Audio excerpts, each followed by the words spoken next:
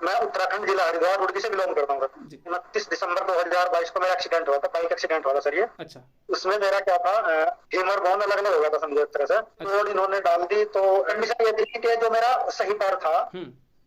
उसमें खड़ा नहीं हो पाता था, क्योंकि नीति की गिरने की कंडीशन रहती थी। अच्छा।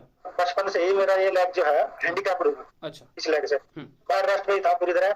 पहले तो सर कुछ भी नहीं कर पाता था। अभी की कंडीशन मेरी है, वॉकर से मैं चलता हूँ, लगभग 1.5 से 2 घंटे में घूमता भी हूँ। अच्छा। अभी तो उन्होंने ये बोला था स्टार्टिंग में, तो जो पहले लास्ट वाले एक्सरे थे उनको देख के कहने लगे कि यार ये तो डॉक्टर ने तुम्हारा गलत कर रखा पहले, अच्छा। तो ये तो तुम्हें रोड हटवानी ही पड़ेगी, कोई फायदा नहीं है इसका, अच्छा। नहीं तो जीवन खराब हो जाएगा।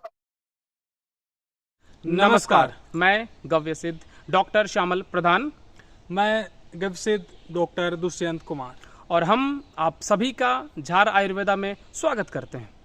29 दिसंबर 2022 की वो रात जब रुड़की उत्तराखंड निवासी मांगेराम जी अपने बाइक से कहीं पर जा रहे होते हैं और इसी क्रम में एक सड़क दुर्घटना में उनकी फीमर की जो हड्डी है वो टूट जाती है और स्थिति ये होती है कि जो फीमर की हड्डी है वो दो अलग अलग टुकड़ों में बट जाती है।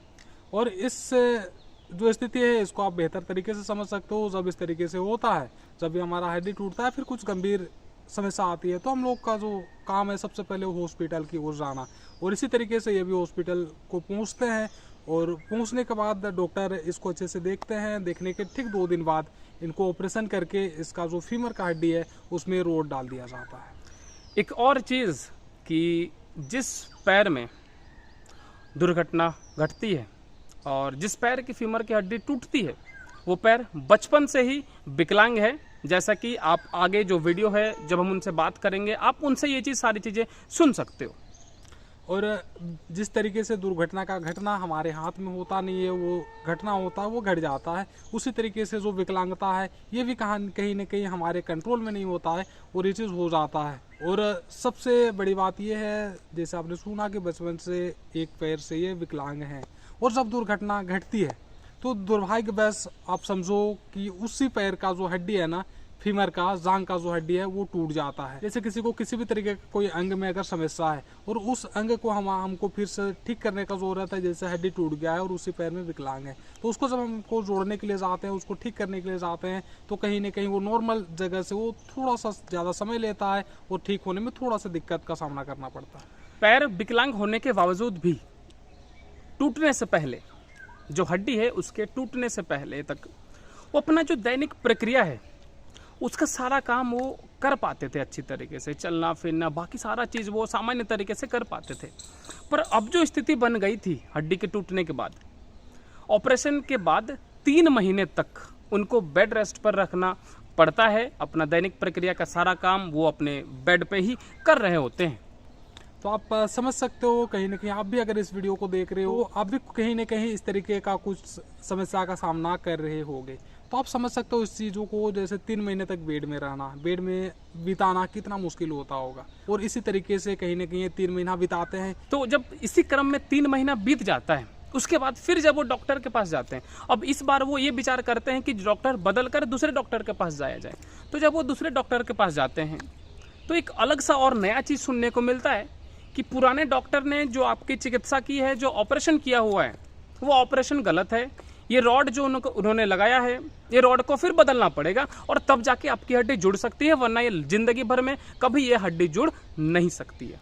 तो आप समझ सकते हो एक व्यक्ति जो 3 महीना तक इस उम्मीद से बेड में बिताया हुआ है कि जो मेरा हड्डी है वो कहीं ना कहीं सही हो जाएगा और अपना जो दैनिक जो कार्य है उसको हम अच्छे से कर सकते हैं, किसी का ना मेरे को सहारा का जरूरत होगा ना किसी तरीके का हेल्प का, और उसके बाद इस तरीके का चीज़ों को सुनना वो कितना दुखदायक हो सकता है। बहरहाल अब वो अपने परेशानी से आगे बढ़ने के लिए, अपने परेशानी से पार पाने के लिए विकल्प की तलाश में पहुंचते हैं झार आयुर्वेदा के पास, और उसके बाद उनकी बात हमसे होती है और बात हम लोग करते हैं कि किस किस तरीके से उनका हम लोग इलाज कर सकते हैं, किस स्थिति से वो ठीक हो सकते हैं या फिर बेहतर परिणाम उनको मिल सकता है। और उसके बाद झार आयुर्वेदा तक ये पहुंचते हैं। इसके बाद झार आयुर्वेदा को एक मौका देते हैं चिकित्सा का, और झार आयुर्वेदा से इनको जो मेडिसिन है पहला डोज इनको 20 मार्च को इस्तेमाल करते हैं, और उसके बाद अभी तक उनका क्या कुछ सिचुएशन है, क्या उसमें सुधार हो पाया है, नहीं हो पाया है, क्या कुछ स्थिति है, क्या कुछ वो कर रहे हैं, ये सारी चीज़ों को उनसे बात करके जानने का कोशिश करते हैं।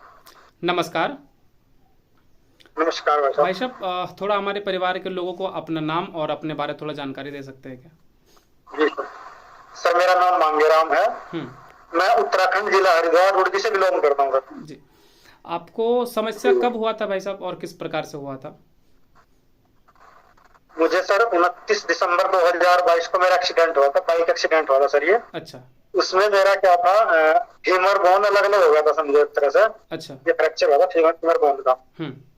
29 दिसंबर को एक्सीडेंट हुआ सर। 30 में हमने दिखाया था क्योंकि एक्सीडेंट हुआ था मेरा रात में, नाइट में। अच्छा। और 31 में मेरा ऑपरेशन हो गया था सर, ये देहरादून में। अच्छा। रोड वगैरह डाली थी उन्होंने जी। जी। और उसके बाद आपने क्या क्या करवाया था भाई साहब? उसके बाद तो कुछ नहीं, रोड इन्होंने डाल दी तो ट्रीटमेंट चलता रहा। मुझे मैंने सोचा कि थोड़ा सा एक्स्ट्रा भी कुछ खोजने की जरूरत है, मैंने यूट्यूब पर सर्च किया। अच्छा। तो आपका नंबर निकाला। कंडीशन ये थी कि जो मेरा सही पैर था उसमें खड़ा नहीं हो पाता था। एक दफा मैंने कोशिश की थी कि खड़ा होने की, ऐसे ही थोड़ा सा, तो उससे मैं खड़ा नहीं हो पाता था। लचक कितनी थी कि गिरने की कंडीशन रहती थी। अच्छा। तो इस तरह की स्थिति मेरी थी उस समय। भाई साहब, आप बता रहे थे कि शायद विकलांगता को लेके कुछ आप बता रहे थे, उसका क्या कारण था? हाँ। मैं असल में बचपन से ही मेरा ये लेग जो है हैंडीकैप्ड हूँ। अच्छा। इस लेग से बाकी नॉर्मल वर्क करता था पहले सारा, जैसे बाइक चलाना है वो सारा विदाउट किसी सपोर्ट के। अच्छा। ये था। और जो आप इलाज लिए थे भाई साहब, किस किस प्रकार का इलाज लिए थे, थोड़ा सा बताएंगे? मैंने इलाज तो सर एलोपैथिक लिया था स्टार्टिंग में, और मार्च में जब मैं आपके टच में आया तो आपसे ही ट्रीटमेंट कराया बाद में फिर अब तक। तो जब आप इसके अलावा तो लिया। अच्छा अच्छा, तो जब आपने झार आयुर्वेदा से संपर्क किया उसके बाद से आपने दूसरा इलाज को बंद किया था या फिर वो चालू था आपका? बंद ही कर दिया सर मैंने उसको ना, फिर चालू नहीं रखा। तो आपने कब से शुरू किया था भाई साहब झार आयुर्वेदा के साथ औषधि का सेवन करना? मैंने सर फर्स्ट जो मेडिसिन थी 20-21 मई को स्टार्ट कर दिया। मई 11 मार्च को सर, मार्च को शुरू किया था। तो आप 20 मार्च को। तो भाई साहब, आप जब औषधि लेना प्रारंभ किए तो उससे पहले से जो चलना फिरना है वो किस प्रकार से करते थे? उस समय तो सर मैं बेड पे ही था। अच्छा। 3 महीने मेरे को होने जा रहे थे जब आपका ट्रीटमेंट स्टार्ट करा, तो बेड रेस्ट पे ही था पूरी तरह। हाँ। लेटरिन बाथरूम ऑलरेडी बेड पे ही था सब कुछ। अच्छा। तो फिर औषधि प्रारंभ करने के कितने टाइम बाद से आपको समझ में आना शुरू हुआ दवाई का असर जो है वो, फिर क्या कुछ सबको समझ में आया उसके बाद? मुझे तो सर स्टार्टिंग से पहले ही मेडिसिन लेने के मान के चलो सुबह मैंने लगाई, शाम को ही हल्का फुल्का लगने लगा था, क्योंकि मैं अपने टांग को हल्के सा फोल्ड करने की कोशिश कर रहा था, बहुत ही हल्का था। अच्छा। तो एकदम से गिर जाती थी। तो मेरे को ऐसा लगा नहीं गिरी वो। अच्छा। पहली मेडिसिन से ही फर्क मुझे लगा। अच्छा जी। और दूसरा औषधि, तीसरा औषधि के बाद हमने एक्सरे करवाया था ना, महीना भर के बाद? जी जी जी। तो उस हाँ, एक्सरे में क्या कुछ दिखा था हमें, और आपने जैसे कुछ बताया था कि डॉक्टर आपको कुछ बोल रहे थे, वो क्या कुछ था मामला, थोड़ा सा बताएंगे हमें? उसमें तो सर डॉक्टर यही कह रहे थे कि आपका जो रोड डिलीवरी है कि दूसरी डलवा लो उसमें। हाँ। इससे आपका हो नहीं पाएगा। अच्छा। ये था। जी जी। तो आपको जो एक्सरे में रिजल्ट देखना कितने समय बाद से शुरू हुआ? एक्सरे में तो सर मान के चलो 2 मेडिसिन यूज करने के बाद मैं गया था एक्सरे में कराने के लिए, तो डॉक्टर ने बोला था कि लाइनें बननी स्टार्ट हो गई है बीच में। अच्छा। हल्की हल्की जो लाइनें हैं वो चिपकनी स्टार्ट हो गई है कि कुछ दिन बाद दिखने लगेगा। अच्छा। कलर्स। अच्छा। जी जी। और अब तक आपने टोटल कितनी औषधि सेवन कर लिया है? मैंने सर अब तक लिया 7 मेडिसिन लिया था। 7 मेडिसिन आपने ले लिया है। और पहले क्या कुछ आप कर पाते थे और अभी क्या कुछ कर पाते हो चलने फिरने में? पहले तो सर कुछ भी नहीं कर पाता था। अभी की कंडीशन मेरी है, वॉकर से मैं चलता हूँ, लगभग 1.5 से 2 घंटे में घूमता भी हूँ। अच्छा। अभी लास्ट बार मैं 12 तारीख को डॉक्टर के यहाँ गया था, उन्होंने बोला था कि 12 तारीख को आप आओगे तो वहां कर हटवा दिया जाएगा, अच्छा ये उन्होंने बोला था। जी अच्छा। जी। तो चलना फिरना जब आप करते हो किसी प्रकार का कोई समस्या होता है उसमें? ना अभी तो सर कोई समस्या नहीं होती किसी टाइप की, अच्छा अच्छा अभी तक तो ठीक है। अच्छा। तो आप किस प्रकार से चलना फिरना करते हो, थोड़ा सा दिखा सकते हो हमें अभी चल के? 1 मिनट रुको। कोई बात नहीं।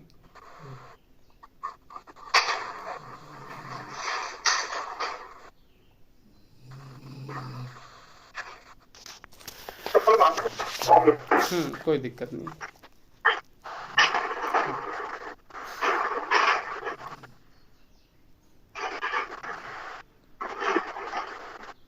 हम्म।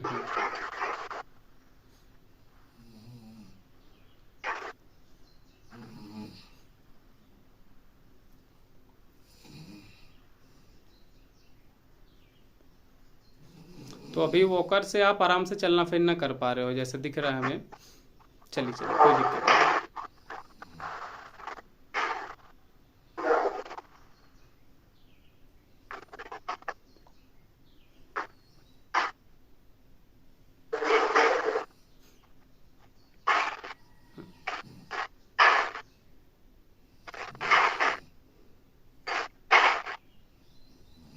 चलिए, तो विकलांगता की स्थिति में भी अभी लगभग, स्थिति है। हाँ जी हाँ जी, 2.5 से 3 महीना बाद अभी दिक्कत नहीं है बहुत ज़्यादा।